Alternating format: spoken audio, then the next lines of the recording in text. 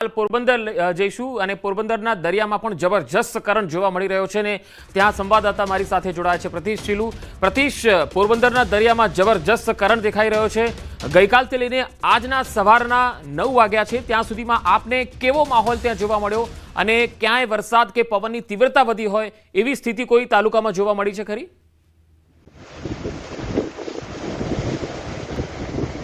जी पंकज, जे रीते अरबी समुद्र में जे शक्ति नामनु वावाजोडुं हाल सक्रिय है तेनी असर जो पोरबंदर में बात करिए पोरबंदर जिल्ला में तो पोरबंदर जिल्ला में आनी असर हजी सुधी 2 થી 3 दिवस में कोई जोर नहीं मळी रही। दरियो है दरिया में सामान्य करंट है जिला में क्या क्या कोई जगह वरसादी झापटा पड़्या होय तेवुं जोवा मळी रह्युं छे, परंतु दरियाना दृश्यो आप जोई शको छो पंकज, हाल में जे करंट जे छे ते थोड़े घणे अंशे जोवा मळी रह्यो छे, परंतु कोई भारे पवन के वरसादनी जे स्थिति है ते कई जिल्ला में जोवा नथी मळी रही। जे रीते हवामान विभागे आगाही करी छे के आगामी समय में आज वावाजोडानी असर सौराष्ट्र दरिया किनारे जोवा मळी शके छे, त्यारे हाल तो तंत्र एलर्ट है। बंदर पर 3 नंबरનું સિગ્નલ છે તે પંકજ છેલ્લા 4 થી 5 દિવસથી લગાવવામાં આવ્યું છે અને હાલ માછીમારોને પણ દરિયામાં ન જવા માટેની સૂચના છે તે તંત્ર દ્વારા આપવામાં આવી છે અને આપ જે દ્રશ્યો જોવો છો જે લાઈવ પંકજ કે પોરબંદરના દરિયાના દ્રશ્યો છે કે જે રીતે વાતાવરણ છે તે હાલ કઈ રીતનું જી પ્રતિશ, સીધા જઈશું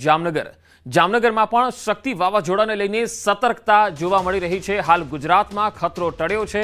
જામનગરના બેડી બંદર અને રોઝી બંદરે 3 નંબરનું સિગ્નલ રાખવામાં આવ્યું છે। માછીમારોને દરિયામાં ન જવાની સૂચના પણ આપવામાં આવી છે। જામનગરથી સંવાદદાતા કિંજલ કારસેરે અમારી સાથે જોડાયા છે। કિંજલ, દરિયામાં હાલ કેટલો કરંટ દેખાઈ રહ્યો છે? વહીવટી તંત્રની સૂચનાઓને કેટલું ત્યાં પાલન થઈ રહ્યું છે દરિયા કિનારાના વિસ્તારોમાં?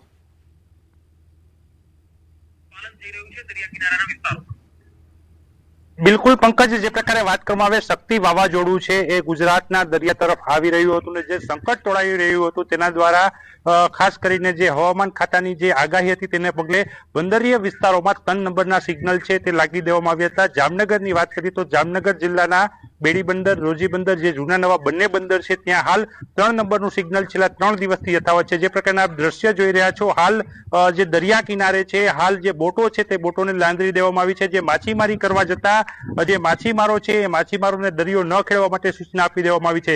જે પ્રકારે હવામાન ખાતાની આગાહી છે ને જે વરસાદ છે તે વરસાદ પણ પડી રહ્યો છે। એક બાજુ જે વાવાઝોડું છે તે વાવાઝોડું હાલ દરિયામાં ફંટાઈ જશે તેવી હાલ જે શક્યતા સેવાઈ રહી છે। છેલ્લા 24 કલાકની અંદર આ વાવાઝોડું છે એ નબળું પડી શકે છે ને ગુજરાત પરનો જે ખતરો છે એ ખતરો ક્યાંક ને ક્યાંક ઓછો થયો છે। હાલ પણ જે દરિયા કિનારાના વિસ્તારો છે ત્યાં જે હળવાથી ભારે પવન સાથે વરસાદ છે તે પડી શકે તેવી શક્યતાને લઈને જિલ્લા પ્રશાસન દ્વારા જે અધિકારીઓ છે, કર્મચારીઓ છે, એમની તમામ રજાઓ છે એ પણ કેન્સલ કરી દેવામાં આવી છે। જામનગરના જિલ્લા કલેક્ટર કેતન ઠક્કર દ્વારા તમામ જે અધિકારીઓ છે તેમને જે પોતાનું કેન્દ્ર છે તે ન છોડવા માટે સૂચના આપી દેવામાં આવી છે। તો બીજી બાજુ ગુજરાત મેરીટાઈમ બોર્ડ અને જે ફિશરીઝ ડિપાર્ટમેન્ટ છે તેમના દ્વારા પણ દરિયા કિનારાના તમામ જે વિસ્તારો છે ત્યાં સતર્કતા દાખવવામાં આવી રહી છે। જામનગરની વાત કરીએ તો જામનગરના જે બંદરો છે એ બંદરો ઉપર હાલ 3 નંબરનું સિગ્નલ છે અને હાલ જે પ્રકારે સતર્કતા છે તે જોવા મળી રહી છે। હાલ જે તમામ બોટો છે તે બોટોને લાંદરી દેવામાં આવી છે। 600 જેટલી જે બોટો છે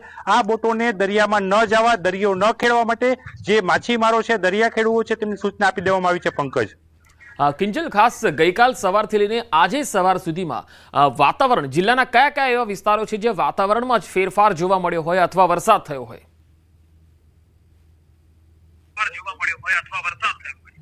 બિલકુલ પંકજ, જે પ્રકારે હાલ જે વાવાઝોડાનો ખતરો હતો તેને લઈને જેની જે અસર છે તે અસર સૌરાષ્ટ્રના દરિયા કિનારાના જે વિસ્તારો છે ત્યાં ચોક્કસ જોવા મળી છે। ગુજરાતમાં પણ તેની વરસાદ સ્વરૂપે જે અસર છે તે વર્તાય છે। ત્યારે જામનગરની વાત કરીએ તો જામનગર શહેરમાં પણ છેલ્લા 2-3 દિવસોથી જે વરસાદ છે તે વરસાદ પડી રહ્યો છે। ગઈકાલે પણ જામનગર શહેર હોય જોડિયા છે, જોડિયાના આસપાસના જે દરિયા કિનારાના જે ગ્રામ્ય વિસ્તારો છે ત્યાં 1 ઇંચ આસપાસનો વરસાદ છે તે જોવા મળ્યો છે। હાલ પણ જે પ્રકારે પવન છે તે પવન દરિયા કિનારે જોવા મળી રહ્યો છે। જે પ્રકારે હું સીધા જ દ્રશ્યો દેખાડવા માંગીશ કારણ કે જે પ્રકારે આ દરિયા કિનારો છે ત્યાં દરિયા કિનારામાં જે આકાશ છે તે આકાશમાં પણ ક્યાંક ને ક્યાંક કિંજલ, હું આપની પાસે આવીશ। હાલ પોરબંદર જઈશું અને પોરબંદરના દરિયામાં પણ જબરજસ્ત કરંટ જોવા મળી રહ્યો છે ને ત્યાં સંવાદદાતા મારી સાથે જોડાયા છે પ્રતિશ ચીલુ।